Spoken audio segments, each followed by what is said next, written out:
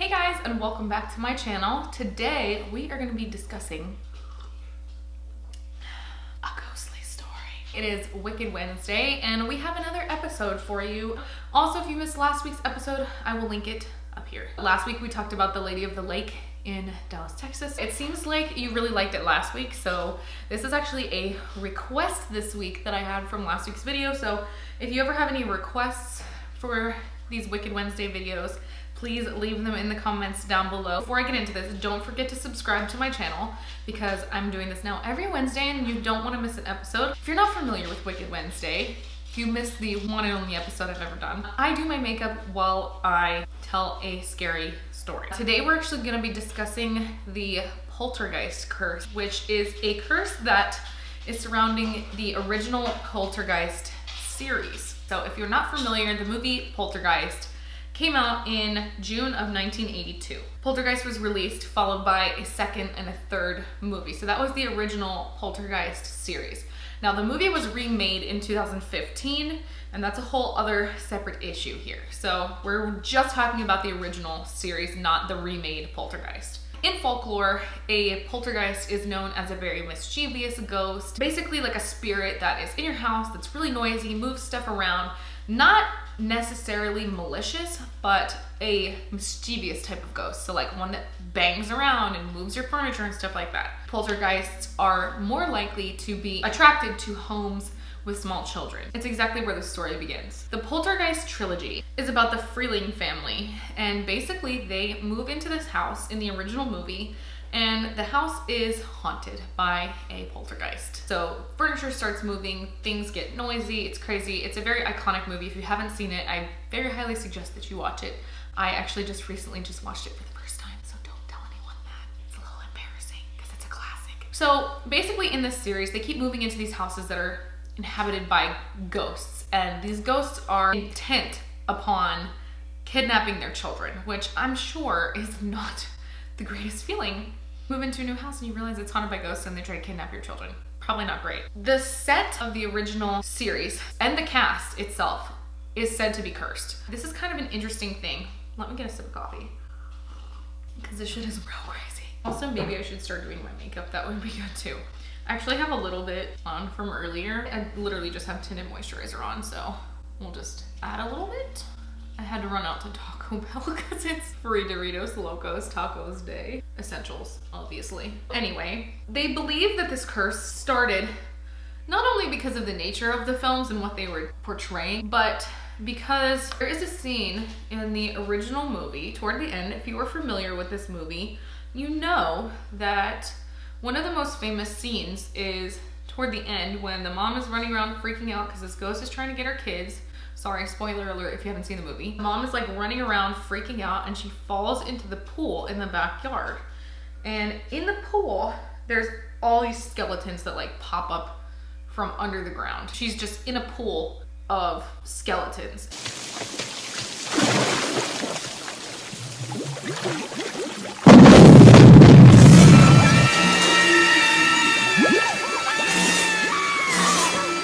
I wasn't alive yet, but you know, I'm sure when this movie first came out, it was really terrifying for people to see that. What the cast did not realize at this time was that those were actually real human skeletons.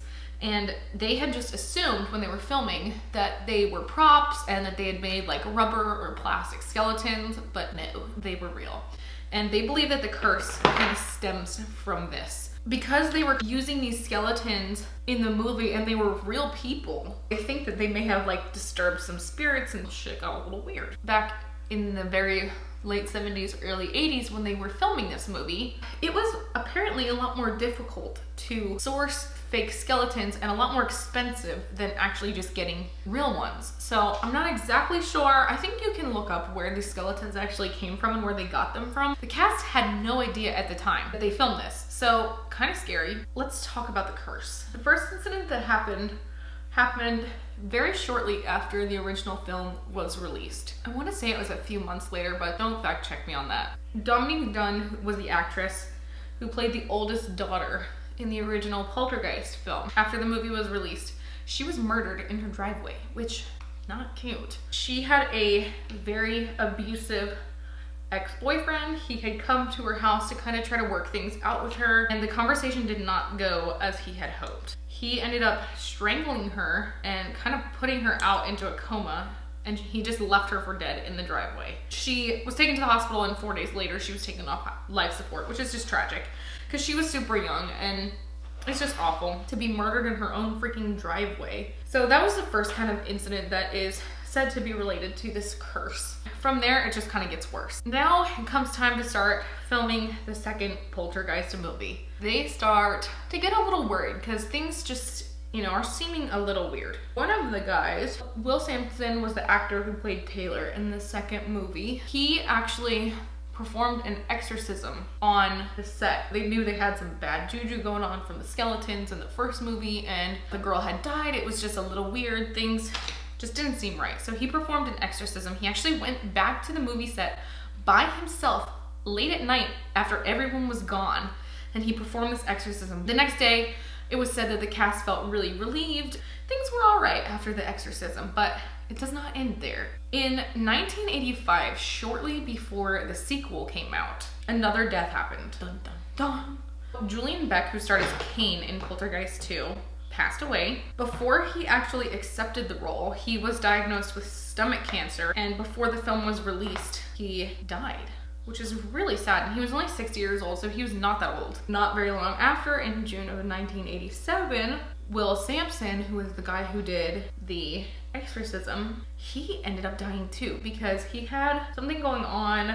I don't know if he was sick or what, but I read that he had a heart and kidney transplant that did not go very well. And I guess he knew that he didn't have much of a chance at survival when he had this procedure done, but he did not make it. He ended up dying of malnutrition and post-operative kidney failure. It's just kind of ironic, right? That he was the one that did the exorcism and he ended up dying too. It's just really weird. We go and do Poltergeist 3. Right before Poltergeist 3 was released, this is possibly the most tragic of all, I think.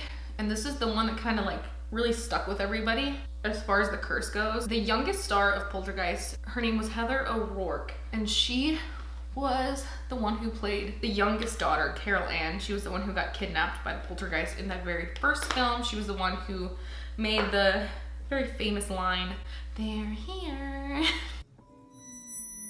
They're here. She ended up dying at 12 years old, which is so young and so tragic. She had an undiagnosed stomach issue. She was diagnosed with Crohn's disease. They didn't realize how bad her intestinal problems were, and she ended up with a blockage that they thought was the flu because she got really sick, like high fever and everything. They rushed her to the hospital, and on the way to the hospital, she went into cardiac arrest. I guess whatever was blocking her intestines ended up leaking toxins into her bloodstream. They tried to do surgery to relieve the obstruction or get rid of it, and it just didn't work. She ended up dying on the operating table, which is just so sad. So this was when everybody was like, oh, like, we're cursed. We are cursed. Everybody's dying. What the hell is happening? Whatever bad juju clung to them was just killing everybody from the original cast, which is so sad. I just plucked my brows today, so consider yourself lucky. So after poor little Heather O'Rourke passed away from this horrible, tragic death, another cast member ended up dying.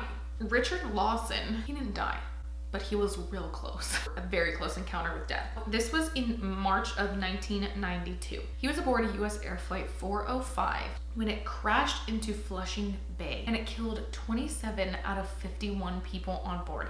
Now, luckily, he was not one of those people. He was very lucky to have survived, and people do believe that this was still associated with the curse of the original Poltergeist series because he was obviously involved in the series. How are you guys feeling? Do you feel like this is a curse? Because I think it's really strange that all these people are just randomly freaking dying from the original series. Like, that's a lot of people to have died. Luckily, the mom and the dad who were in the series, I can't remember the actual names of the actors, they're still alive. And so is the brother from the movie. They're both still alive. It was rumored that they had died, but they are very much still alive despite people being shitty and making rumors that just are not true. Which, you know, that's just the world we live in. People always want the worst for other people. I don't know why that is. The last and final reported death that we know of in 2009. So it was actually probably pretty close to when they were filming the remake of the movie. So one of the original cast members, again, was murdered. Why are all these people just randomly getting killed? Or just dying of like weird things at very young and not time to die ages. I mean, I guess everybody has their time, but like, this is pretty dang young. It was one of the original cast members as well. So this person's name was Lou Perryman, and he played a very small role in the first movie, and he played Pugsley. He was only 67 years old and was murdered in his own home by an ex-convict. He was recently released from prison. And this guy, I guess, broke into his apartment somehow and killed him with an axe. Like, brutally attacked and killed him with an axe. So how awful. As I mentioned earlier, the original movie was remade and released in 2015. As things kind of currently stand, nothing weird has happened with the new cast of Poltergeist. Everything that was weird happened with the old cast. What do you guys think? Let me know in the comments down below what you think. Do you think the cast was cursed? Do you think it's just a bunch of weird coincidences? I don't really know. I kind of think that they were cursed because they used real skeletons, so that had to have woken up some kind of weird spirit. It clung to everybody. So let me know what you guys think. So that is it for this week's episode. If you guys have more suggestions for stories you'd like to hear on Wednesdays, please let me know in the comments down below. Don't forget to like this video. Don't forget to subscribe because I'm here for you every Wednesday, and I'm trying to upload other videos too. So, you know, stick around for those because they're all makeup related and beauty related and things. Thank you so much for watching, and I will catch you on the next one. Bye.